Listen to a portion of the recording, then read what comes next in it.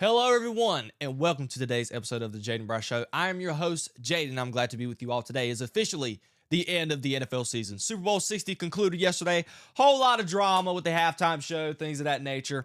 But we're here to talk about the game itself, my interpretation of it, analyze it, and I'm going to give you the backstories and storylines taken away from that game, so to speak. But before we get into all that, make sure you all subscribe to my YouTube channel. Check out my podcast, The Jayden Bryce Show, on Spotify and Apple Podcasts, and also check it out here on YouTube at The Jayden Bryce Show. Now, let's go ahead and get to the game itself. There's plenty of ways we could take it. We could talk about Seattle. We could talk about the Patriots, but to talk about the game itself, I'm going to talk about that. Then I'm going to get to how I really felt about just Super Bowl weekend in general, Super Bowl week, because it was very underwhelming. And we'll get to that after the analysis of the game itself. Well, let's just go ahead and first start off with the elephant in the room from yesterday. Drake May. That performance by the New England Patriots offense was one of the worst performances we've seen all season. Drake May was bad. He was rattled. He was suffocated. And from just in the offense as a whole, as a unit, from Josh McDaniel to Drake May to the running backs to the receivers to the play calling, it felt like the moment was too big for the Patriots offense. Now, give kudos to the Patriots defense. I thought, given the score of 29 points, granted one of those, 7 of those 29 points came from a pick six or fumble six. I don't even know what they officially called that stat, the fumble pass from Drake May. But they gave up 21, 22 points. It was 9-0 at halftime. The defense was the only reason why going into the second half of the game that the game felt close. So I got to give kudos and credit to Mike Vrabel and that defense. But from an offensive standpoint, they were bad. Drake May, 2 touchdowns, 2 interceptions, sacked 6 times. There's a stat now that Drake May is the most sacked quarterback in the history of the postseason. He was sacked 21 times. He was sacked 15 times going into that game, and I think he was tied with Joe Burrow from being the most sacked. I think it was 16 sacks for 4 years ago in Super Bowl 56. But Drake May is in a land of his own with being sacked 21 times in the postseason. Will Campbell, and I tweeted it very early on, bad offensive. The offensive line just let Drake May down. Granted, Drake May played bad, but Drake May wasn't really put in a position to succeed because Will Campbell himself gave up 14 pressures. The most pressures by any offensive tackle in a game all season. He even declined to talk to the media after the game. Pretty embarrassing look. But that really spoke volumes to how dominant the Seattle Seahawks defense was in that game yesterday. They were dominant. Seattle's pass rush, and they only were sending a 4-man front majority of the time. Granted, there was a lot of corner blitzing going on. Devin Witherspoon had 2 sacks.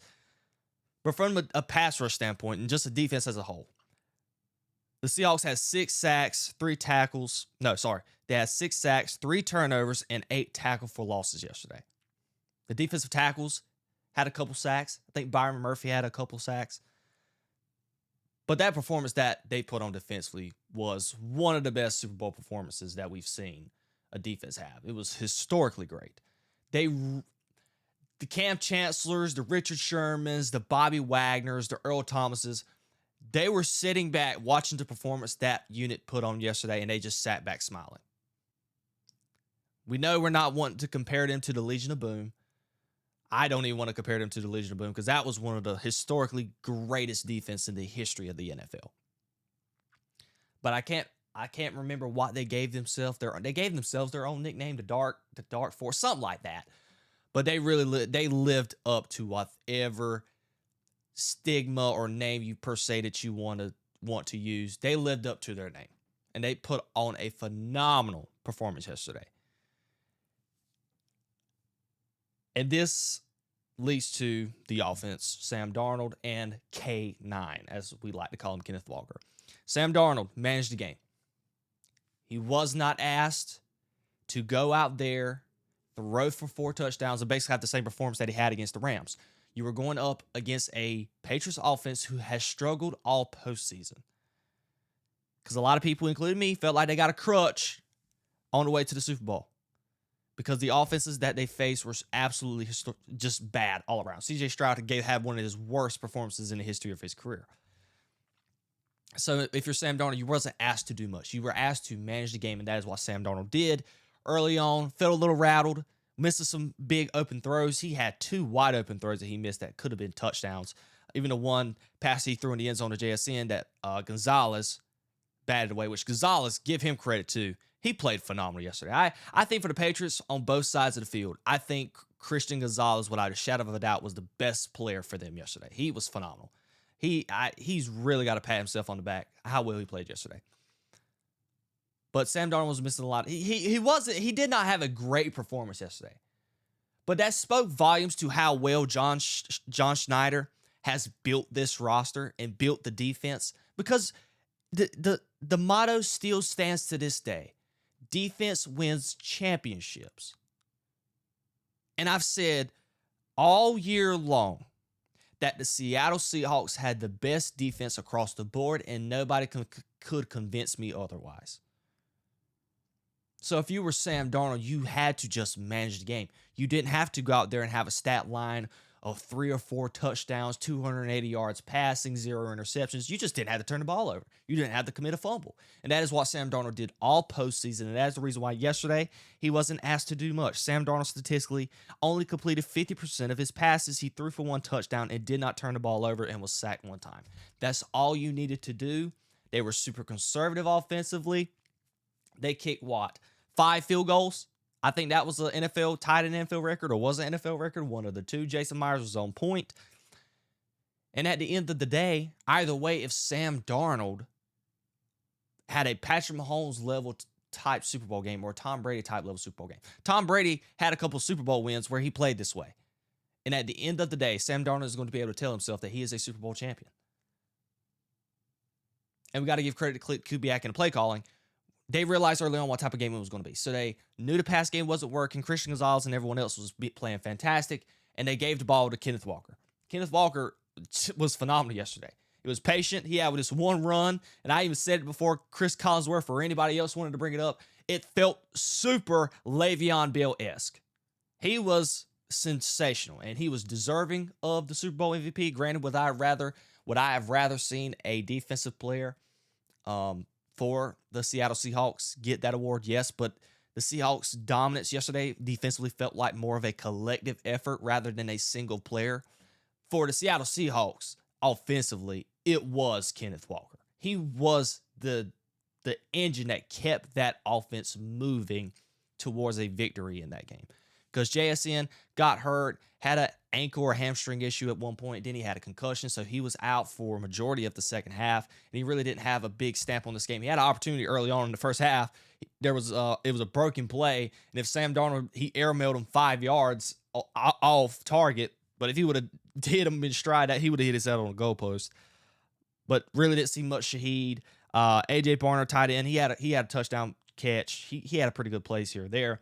But it was Kenneth Walker. It was the Kenneth Walker show. He averaged 5 yards a carry, and he really stole the show in the passing game and the run game, and he was very deservingly of the Super Bowl MVP for the Seattle Seahawks.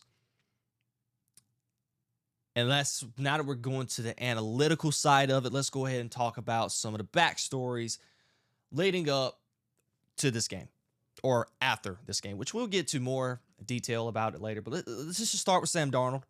Got to be happy for the guy. We're talking about someone who, as we've stated multiple times, as I've stated multiple times, and many other people have stated throughout this whole season and this playoff run, even last week when he finally got to the Super Bowl, cannot do nothing but be extremely happy for this guy.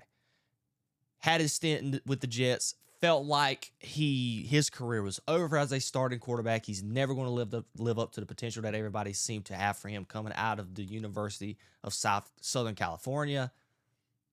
He goes to the Panthers, starting quarterback there, did not pan out. You go to Kyle Shanahan and be a backup quarterback with Clint Kubiak as the offensive coordinator. Learn under him, be the backup quarterback. You get your starting chance with the Vikings. You had a historic season in the standards of for that Vikings team. You missed the number 1 seed because you had 2 terrible games final games down the stretch. And that caused the Vikings to question if they wanted to fully invest in you. But the Seattle Seahawks invested into him after having a pretty great season in any quarterback standards last year, outside of the last eight-day span, 2 games of the year last season where you lost in the wild card and had 2 embarrassing performances. So there was a lot of question marks going into the postseason this year. But Sam Darnold answered the call. He had a phenomenal game 2 weeks ago in the NFC Championship game. Really, really elite level performance. And in the Super Bowl, he did not make the big turnover. He did not turn pumpkin like many people wanted to think that he would do. And now Sam Darnold is a Super Bowl champion. That is words that I would have ever thought would be coming out of my mouth. In the 2018 draft class, where his peers in that draft class was Baker Mayfield, Josh Allen. And I know I'm missing some other key names. I want to say was Lamar part of that draft class, maybe too. Or Lamar was part of the 2017 draft class. I can't quite remember correctly. But in the same draft class with basically just Josh Allen and others, Sam Darnold was an MVP over those guys. Sam Darnold has won an MVP over many of the top upper echelon type quarterbacks we talk about. The Justin Herberts, Baker Mayfields, Josh Allen, Lamar Jackson, Dak Prescott. The list goes on and on. Now Sam Darnold, a guy who for the last 5 years, no one in their right mind would have ever guessed this guy was going to win a Super Bowl, going to play in a Super Bowl, rather, and even win it. That is who we're talking about, Dan Sam Darnold. So he is just phenomenal to root for. And it really, one can argue that Seattle could be in this position next year.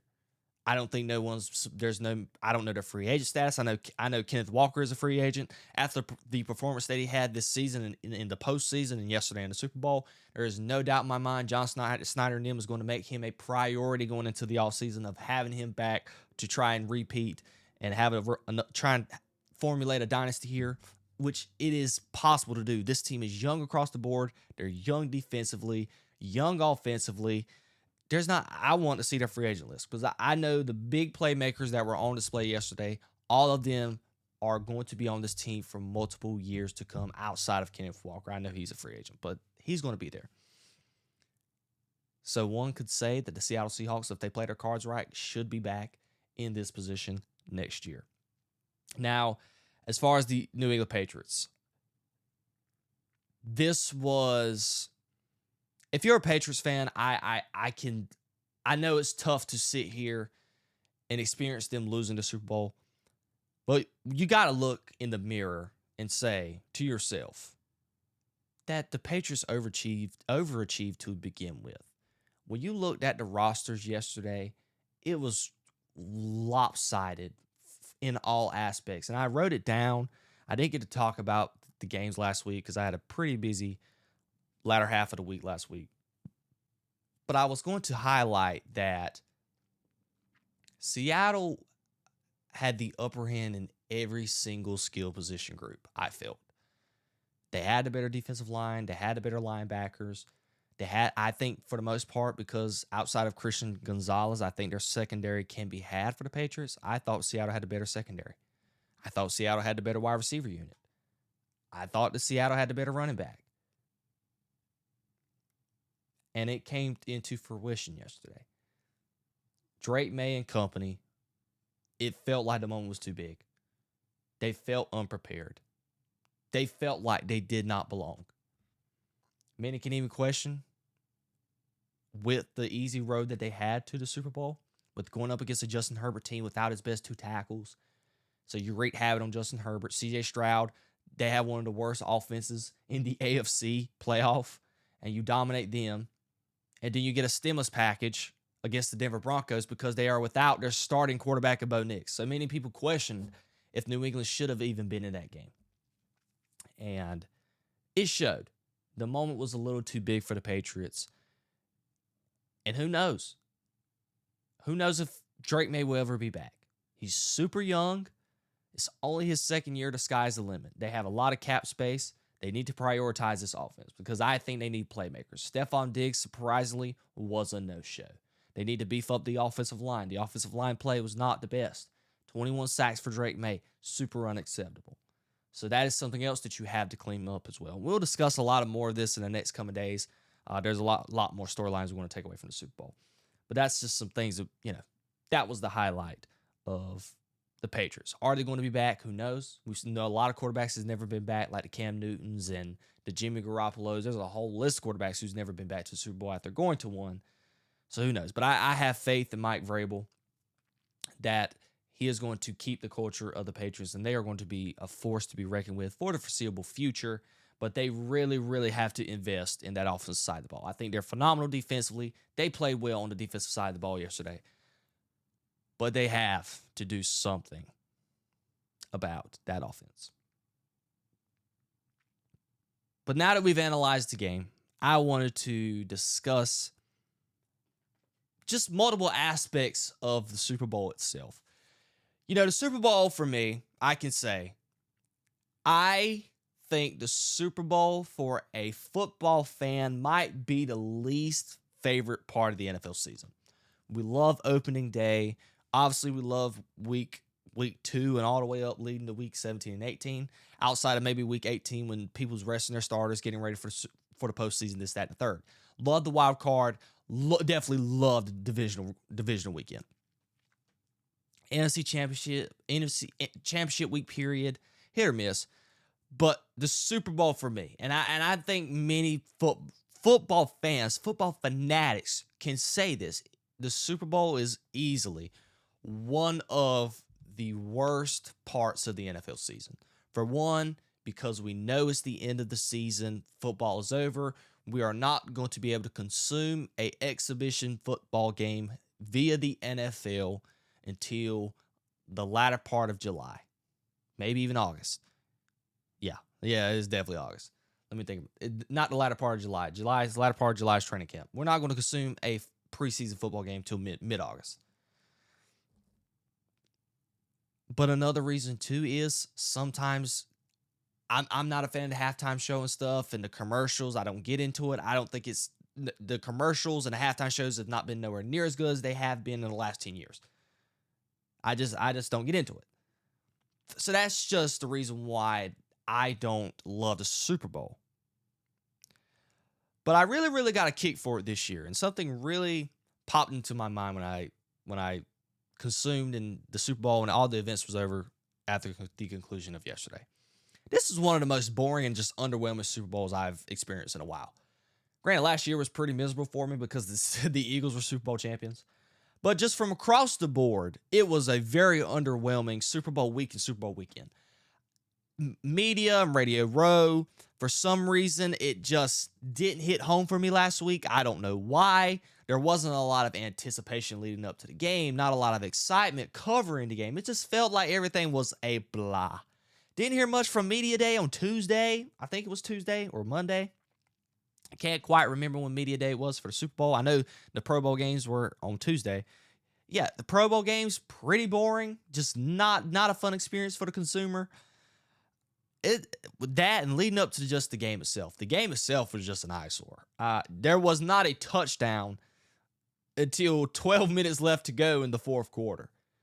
It was a snooze fest across the board. I even found myself on my cell phone multiple times during this game. Multiple times. And of course, the drama with the halftime show. You got the regular halftime show and the stuff going on with Turning Point USA. And, that was creating storylines, this, that, and the third. You had to deal with a halftime show with a person who doesn't even speak English. So you had that going on. Bad Bunny's a global icon. I get it. Just me personally, I was just not enthused to watch it. Now, I got to give Bad Bunny credit. I thought it was visually creative. I thought the camera work was excellent. And obviously, I'm into all that stuff because I'm into movies and things of that nature. So I could appreciate the art from that standpoint of the halftime show. I thought the visualization aspect of it was great. Now, it may be just because I'm a Kendrick Lamar hater, but I enjoyed watching the Bad Bunny halftime show than what I watched from Kendrick last year. That's just me personally. But from the musicality standpoint, it was definitely something that I could have passed on. It's just because I didn't understand it. But I respect it, That's just neither here nor there. So that's my thoughts on halftime show. So you had all of that. And even when Seattle won yesterday, it just didn't feel like it had any weight to it. And it might just be because Seattle was just the super dominant team. And it might just be for the last couple of Super Bowls. This is going to our second straight Super Bowl, where it felt like it was the game was one-sided. It was one-sided last year with the Eagles. It was one-sided this year with Seattle. And then when Kansas City won the year before, who was it they played? I can't quite remember off the top of my head. Who played in Super Bowl 58? Y'all comment down below who played Super Bowl 58. I'm lost. I can't remember what team from the NFC represented the NFC in the Super Bowl. I'm about to look it up. Niners. Okay, so that one was relatively close. Yeah, 25-22. So that was a more exciting game to watch. So this is 2 Super Bowls in a row where it's felt like it was a one-sided effort from one team in comparison to the other. And that's pretty disappointing, given that we've talked about all year, and I've discussed it multiple times. This was one of the NFL seasons where there was a lot of parity. There was no single dominant team like there was over the last couple of years with the Kansas City Chiefs. You already knew they were coming out of the AFC, or teams like the Niners and others and the Eagles, where you felt like they were coming out of the NFC. There was parity across the NFL. We had no Patrick Mahomes in the playoffs. We had no Lamar Jackson. We had no Joe Burrow. The AFC was young across the board with quarterback play. NFC, even though Seattle was dominant in the Super Bowl and was dominant all postseason, Seattle had their moments throughout the season where it's like, do you really trust Sam Darnold to win a Super Bowl? Do you trust Mike McDonald, young head coach, to win a Super Bowl? I don't know.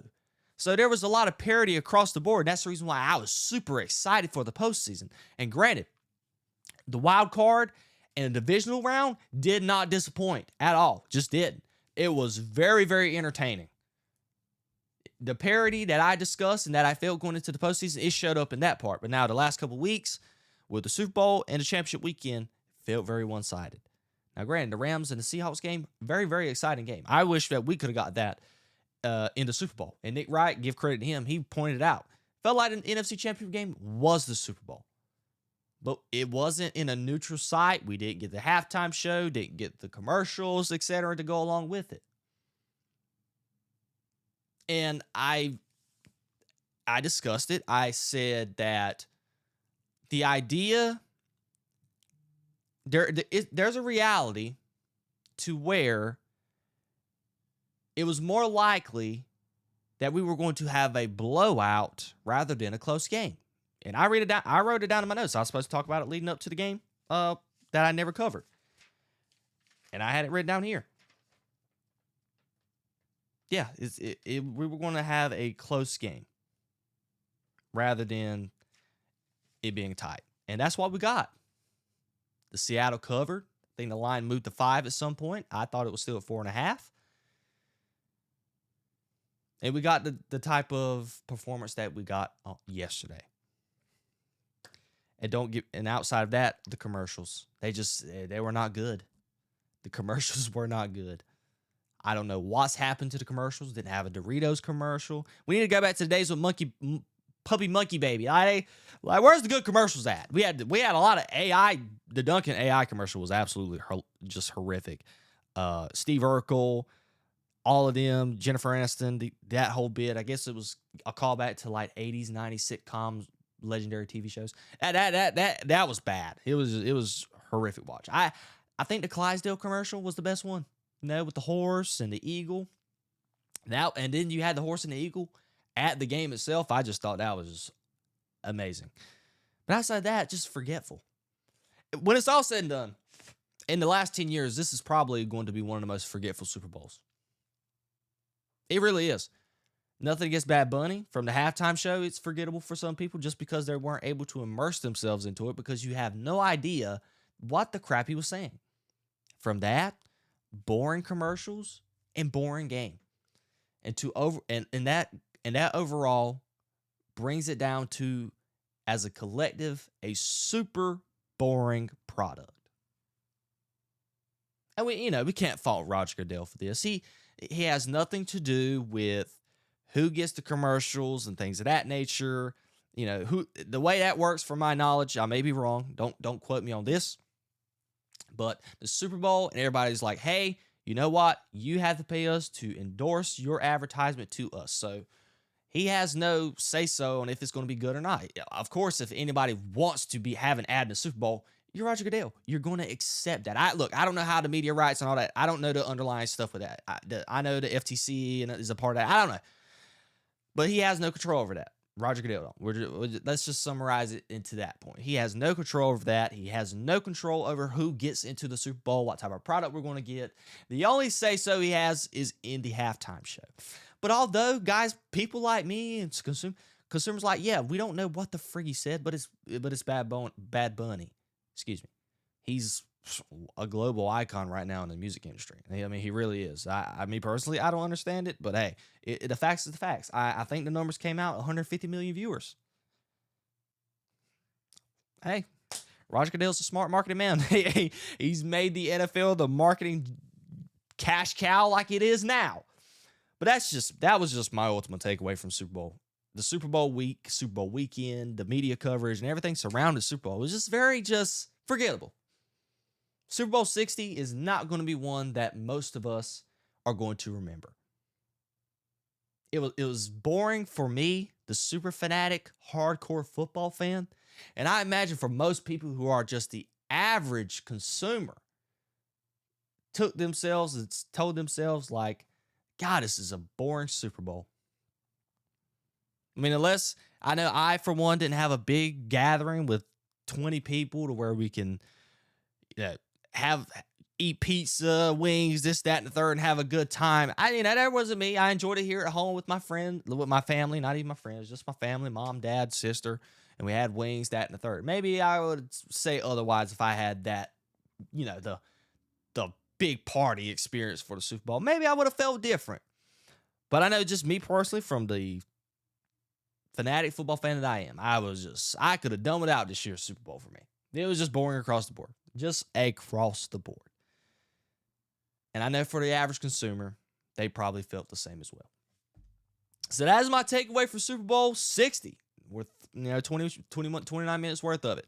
Have nothing else that I can really talk about, take away from it. We'll get and discuss more of the backstory, talk more about Sam Darnold and the Seattle Seahawks winning the Super Bowl, the New England Patriots going forward. I'm going to save that for multiple episodes later on in the week. But I just want to talk about what happened last night. And that's it. That is the end of football. We're not going to have football for 6 months. We're not going to have a regular season game for 7. Oh, what pain that brings to my heart. It was a good NFL season. I enjoyed it outside the last couple weeks of the postseason with the Super Bowl and the championship games. Those were a little underwhelming. But from a whole, from week 1 all the way up to the division round, great job across the board by all teams. It was super entertaining. One of my favorite seasons to remember.